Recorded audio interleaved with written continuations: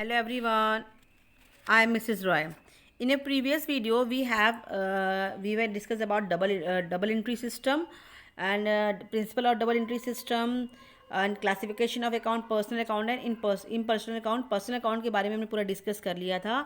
Today we are going to start जो आपके next है आपका इम्पर्सनल अकाउंट. उसमें जैसे हमने बताया थे आपको जो पर्सनल अकाउंट्स थे और इम्पर्सनल अकाउंट्स में कौन कौन है, real accounts and nominal accounts. तो आज हम यही पढ़ेंगे रियल अकाउंट्स के बारे में और नॉमिनल अकाउंट्स के बारे में.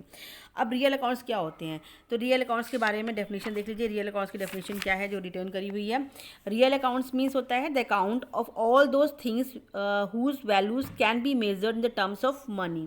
ठीक है, in the terms of money and which are the properties of the business and termed as a building account, goodwill account, cash account, it's called the real account, furniture account, machinery account. जो क्या है, ये एक ऐसा account है जिसे हम real account कहते हैं जिनकी वैल्यू एक मनी के रूप में टर्म की जाती है, मनी के रूप में अकाउंट की जाती है. जैसे कैश अकाउंट कैश होता है, फर्नीचर अकाउंट फर्नीचर का जो अमाउंट होता है पता ही है आपकी वैल्यू कितनी होती है, मशीनरी की वैल्यू कितनी होती है, बिल्डिंग की वैल्यू कितनी हो, गुडविल की वैल्यू कितनी होती है, वो सारे रियल अकाउंट्स कहलाते हैं.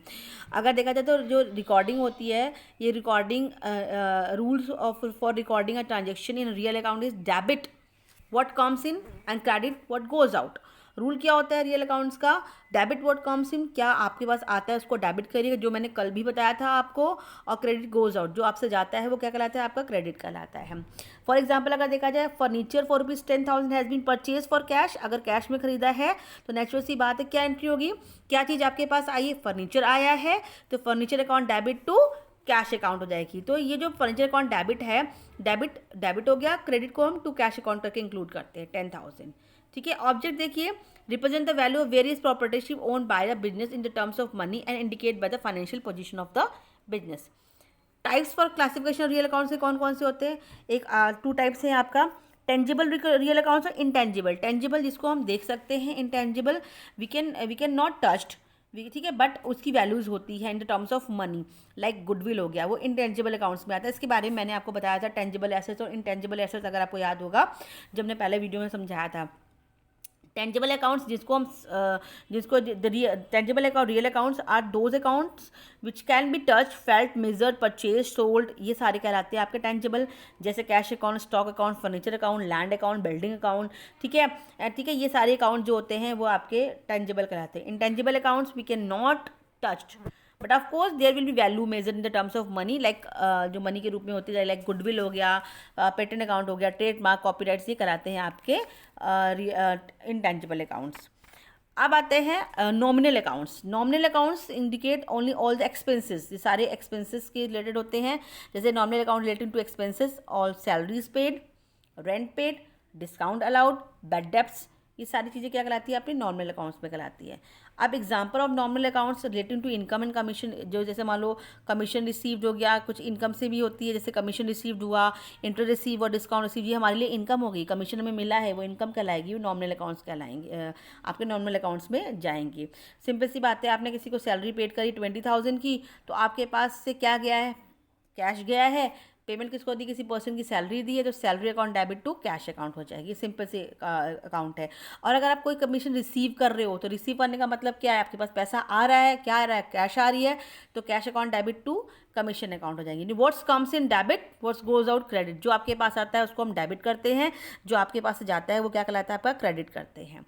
ठीक है, अब देखो अगर देखा जाए नॉमिनल अकाउंट में क्या होता है, जैसे any word as a prefix और a suffix is added to a nominal account, it becomes a personal account बन जाता है. देखो नॉमिनल अकाउंट में, देखो नॉमिनल अकाउंट में अगर हम आगे या पीछे कोई सफिक्स या प्रीफिक्स लगा देते हैं तो वो पर्सनल अकाउंट बन जाता है. देखो जैसे रेंट अकाउंट हो गया, ये नॉमिनल अकाउंट है, लेकिन रेंट अकाउंट से पहले हमने क्या कर दिया, आउटस्टैंडिंग कर दिया, तो आउटस्टैंडिंग रेंट क्या कहला गया, ये प्रीपेड रेंट क्या कहला. आउटस्टैंडिंग का मतलब होता है बकाया, अभी हमें देनी है पेमेंट. प्रीपेड का मतलब होता है प्रीपेड, नाम से ही पता चल रहा है प्रीपेड, यानी ऑलरेडी इसको हम पेड कर चुके हैं. इसके टर्म्स के बारे में हमने पहले ही प्रीवियस वीडियो में आपको बता रखा है. तो देखिए जैसे ही रेंट अकाउंट में एक हमारा सब बन गया, आउटस्टैंडिंग ऐड हो गया, तो ये पर्सनल अकाउंट बन गया. सेम सैलरी के लिए, सेम कमीशन के लिए, सेम इंटरेस्ट के लिए भी है. अब है आपका नेक्स्ट टॉपिक है आपका जो parts of double entry system के पार्ट्स कौन कौन से, स्टेजेस कौन कौन से हैं। पहला होता है original account. All the transaction first record in a primary book, उसे कहते हैं जर्नल। उसे क्या कहते हैं? जर्नल। क्या कहलाते हैं उसको? जर्नल कहते हैं। अभी जर्नल के बारे में आगे पढ़ेंगे, इसको समझाने के बाद हम अब जर्नल स्टार्ट करेंगे। When the business is big one, the number of transaction is large. Journal जो है बहुत सारी बुक्स में डिवाइड हो जाती है, उसे कहते हैं सब डिवीजन ऑफ जर्नल। बड़ा बिजनेस है और सब्सिडरी बुक्स ऑल्सो। छोटा बिजनेस है, नॉर्मल जर्नल से काम चल जाता है, लेकिन अगर बहुत बड़ा बिजनेस है तो हमें काफ़ी बुक में डिवाइड करना पड़ता है, उसे हम सब्सिडरी बुक भी कहते हैं डबल एंट्री सिस्टम में। फिर आता है क्लासिफिकेशन। जर्नल के बाद सब्सिडरी बुक के बाद जो आता है अनदर बुक आती है, उसे कहते हैं लेजर। क्या कहते हैं? Ledger. This book contain on different pages. Individual account अलग अलग बनते हैं, सबके अलग अलग होता है ट्रांजेक्शन की। जितने भी मान लो मोहन का अकाउंट बना है तो मोहन के अकाउंट में जितने साल भर का ट्रांजेक्शन है सारे मोहन के अकाउंट में होगा, ये मोहन का जर्नल बन जाता है। ठीक है। लेजर जो posting in a ledger is known as a classification stage. जो हम लेजर में पोस्टिंग करते हैं वो क्लासिफिकेशन ऑफ स्टेज कहलाता है, और जो जर्नल में करते हैं इसको the original record of stage कहलाता है। ओके। थर्ड आता है आपका समरी।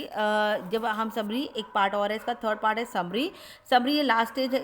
इसमें क्या होता है, जितने भी अकाउंट्स होते हैं, जितने भी डेबिट बैलेंस और क्रेडिट बैलेंस है, उसके लिए ट्रायल बैलेंस बनाया जाता है। डेबिट साइड का एक तरफ, जितने भी ट्रांजेक्शन साल भर में डेबिट साइड का एक तरफ, क्रेडिट साइड का एक तरफ, उनको मिला के बनाया जाता है कि हमारी बैलेंस शीट प्रिपेयर की जाती है, प्रॉफिट एंड लॉस को भी बनाया जाता है। नेक्स्ट आता है आपका एडवांटेज क्या क्या है डबल एंट्री सिस्टम के। साइंटिफिक सिस्टम के अकॉर्डिंग देखा जाए तो ये अकॉर्डिंग स्पेसिफिक रूल के अकॉर्डिंग होता है। सिस्टम को more scientific other book keeping की, जैसे हमने बुक कीपिंग साइंटिफिक रिकॉर्ड के अकॉर्डिंग हो जाता है। Complete record of every transaction का, एक ईच एंड एवरी थिंग्स का एक कंप्लीट रिकॉर्ड बन जाता है, क्योंकि हर एक ट्रांजेक्शन की एक छोटी से छोटी एंट्री भी करी जाती है। Preparation of for trial balance की प्रिपरेशन में बहुत बेनिफिट होता है, क्योंकि डेबिट साइड का डेबिट में और क्रेडिट साइड का क्रेडिट में हो जाता है। Preparation of trading and profit loss account, इसके हेल्प से ट्रायल बैलेंस बनता है। ट्रायल बैलेंस के हेल्प से हम क्या बनाते हैं? जीपी बनाते हैं, ग्रॉस प्रॉफिट बनाते हैं, प्रॉफिट एंड लॉस बनाते हैं, उसके बाद हम बैलेंस शीट बनाते हैं।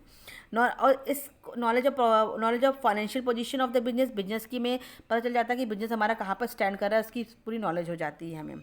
Knowledge of various information. Double entry system में देखा जाए, double entry system in accounts are maintain in such way that information regarding following things कैसे हो जाती है कि कितना हमने सेल्स किया, कितना परचेज किया, स्टॉक कितना है हमारे पास, कितने हमने अमाउंट रिसीव किया, सप्लायर को कितना देना है, कितना हमारे एक्सपेंसेस में खर्च हुआ, सारी डिटेल पता चल जाती है। लेस पॉसिबिलिटी ऑफ फ्रॉड करने की पॉसिबिलिटी लेस हो जाती है, क्योंकि हम सबका रिकॉर्ड रखते हैं। लीगल अप्रूवल हो जाता है, क्योंकि अगर आपका कंप्लीट रिकॉर्ड एक एक चीज़ ढंग से है, कंप्लीट रिकॉर्ड जितना स्टॉक कंपनी है, आपने सारे सब्सिडरी बुक बनाई है, लेजर पर कंप्लीट किया है, एक एक चीज़ का रिकॉर्ड है, टैक्स अथॉरिटी जो होती है बुक्स मेंटेन को देखती है, और अगर इसके अकॉर्डिंग आपने सारा कुछ करा है तो हमारे पास सारे एविडेंस है, तो हमारे पास लीगल अप्रूवल मिल जाता है, हमें कोई प्रॉब्लम नहीं होती। कंपैरेटिव स्टडीज हो जाती है, अगर हम ये रिकॉर्ड को मेंटेन करते हैं तो लास्ट ईयर के रिकॉर्ड से मैच करके हम देख सकते हैं कि हमने कहाँ पर ज़्यादा एक्सपेंडिचर किया है, कहाँ पर कम किया है, अननेसेसरी एक्सपेंसेस कहाँ पर हुए, हम पूरी डिटेल को चेक कर लेते हैं। Helps management in decision making. इससे क्या होता है कि अंडर सिस्टम में the management can obtain all the request information quickly, क्योंकि इन्फॉर्मेशन सारी जो है सिस्टमेटिक मोड से लेबल करी गई है, आपको मिल जाती है, और ये हर टाइप की बिजनेस के लिए सुटेबल होता है double entry system.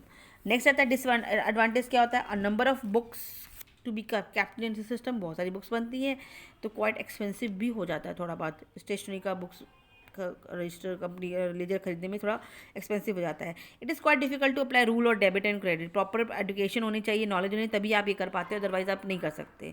Only arithmetical accuracy of the account check by the prepare the talent balance account double entry system. जो एरर जो डिस्क्लोज नहीं होते हैं, जैसे एरर्स ऑफ ओमिशन, कभी गलतियाँ हो जाती हैं। गलतियाँ कैसी होती है? देखो, कभी कभी रिकॉर्डेड जो होता है, अनरिकॉर्डेड बुक्स ऑफ एंट्री में कोई रिकॉर्ड ट्रांजेक्शन रह जाता है।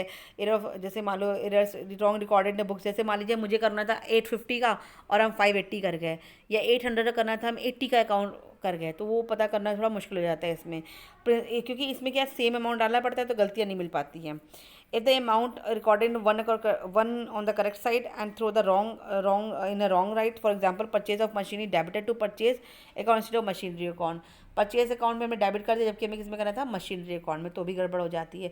तो डबल कुछ इसमें एरर्स भी होती है, ठीक है। तो ये एरर्स की वजह से देखिए, किसी में खामियां हैं तो किसी में वो होता है। डबल एंट्री सिस्टम के आपके मेरिट्स भी हैं और डीमेरिट्स भी, एडवांटेज भी और डिसएडवांटेज भी हैं, फिर भी लोग डबल एंट्री सिस्टम को अडॉप्ट करते हैं।